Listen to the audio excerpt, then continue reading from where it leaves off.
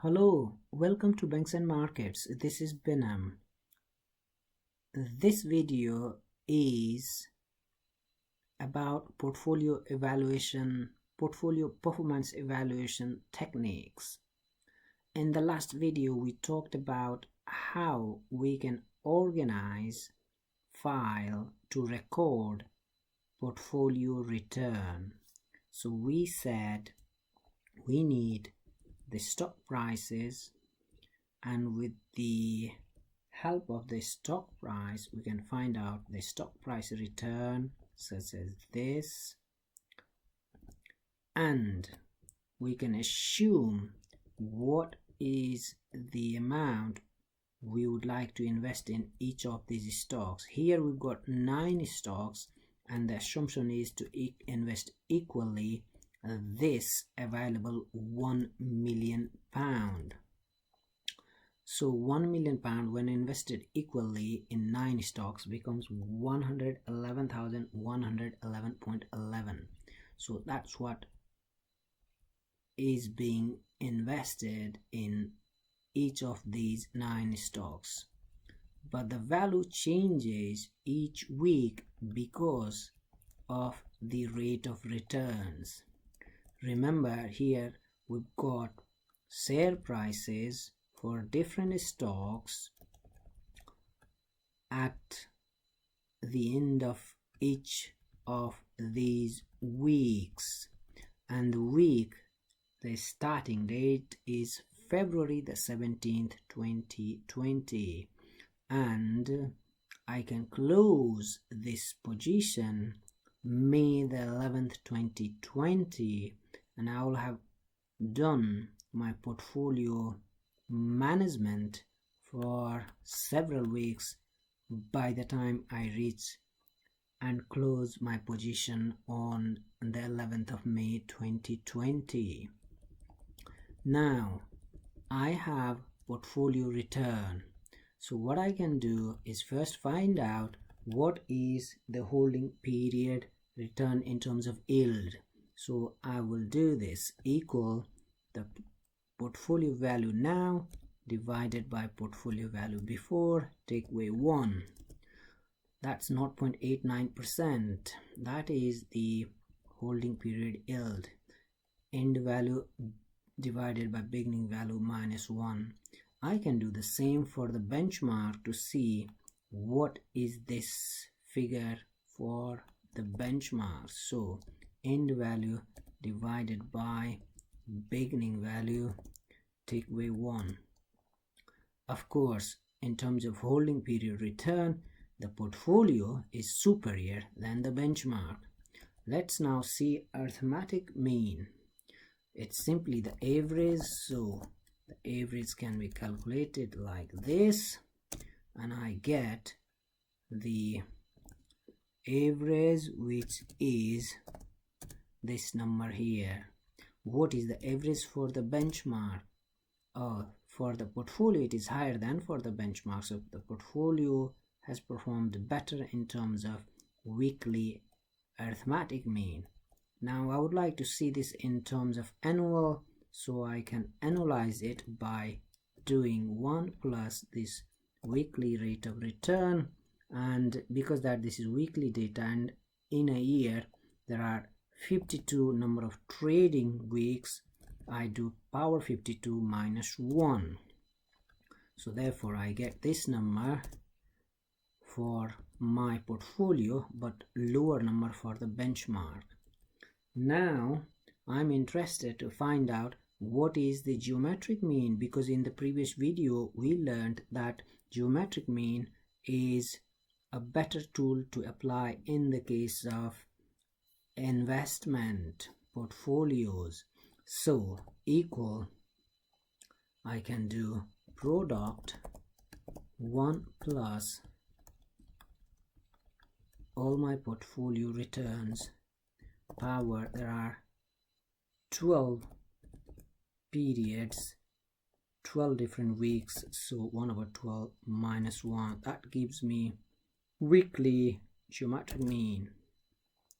Of course the arithmetic mean should be higher, which is the case, and geometric mean lower, because geometric mean takes the compounding effect. Arithmetic mean is simply the average, simple average. So now again, analyzed geometric mean would be 1 plus this rate power 52 take away 1. Remember here what you have done, 1/12, but here again remember product requires control shift enter, and then here 52. Okay, what you can also do to get this 3.93 in one calculation is you can simply do equal product then 1 plus all the returns power. You got 52 weeks and this data is for 12 period, take away 1, so you get that 3.93 here. Okay, so geometric mean, we already discussed different ways of finding it, but we already found that, so we don't need it. Now cumulative return is simply the summation of all the returns, so we add them all together, and all these three can also be calculated for the benchmark. Now annual risk-free rate, that's something we need to find from some sources, and therefore let's go and find a risk-free rate, trading economics. Yeah, this should be the website that should provide us UK yield of 10-year government bond as of 22nd April is 0.32%. It may not say percent here, but that's in percent. So 0.32% is what we know. Okay, so now we need to make a decision how we want to move ahead. So if we want to use all weekly data, then we also need to have weekly risk-free rate. Okay, so let's convert the annual into weekly. So you simply need to do equal 1 plus this annual rate of risk-free return power 1 divided by 52 take away 1. That's going to give you this, which is weekly risk-free rate for UK as of now. Now excess return, excess in terms of weekly will be your expected rate of return minus the risk-free rate. So that's something we can calculate. We can take arithmetic mean for this purpose. So that's weekly take away the weekly one, so that's excess return. Now the Sharpe ratio is simply the excess return divided by the standard deviation. That's something we need to calculate. Okay, so excess return is here. Let's also find out the standard deviation. So the standard deviation will be equal STDEV open bracket all the portfolio return, and that's what you get as your standard deviation, and that's already weekly. If you want to convert into annual, then you can say annualized standard deviation, which is going to be equal this times square root of, they are weekly, so 52.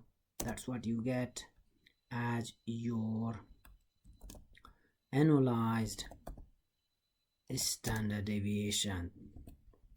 So now in terms of Sharpe, if you decide to find in terms of annual terms, it is going to be excess return annual is what you need, whereas this one is excess return weekly. So that is not going to be helpful.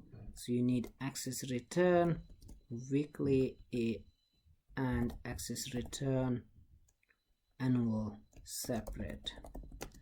In fact, it doesn't matter annualized. You can take just the weekly and do all this work, but if you decide to take annual, then this is what you need to do. Okay, now we have Sharpe. So I have produced here results both annual and weekly,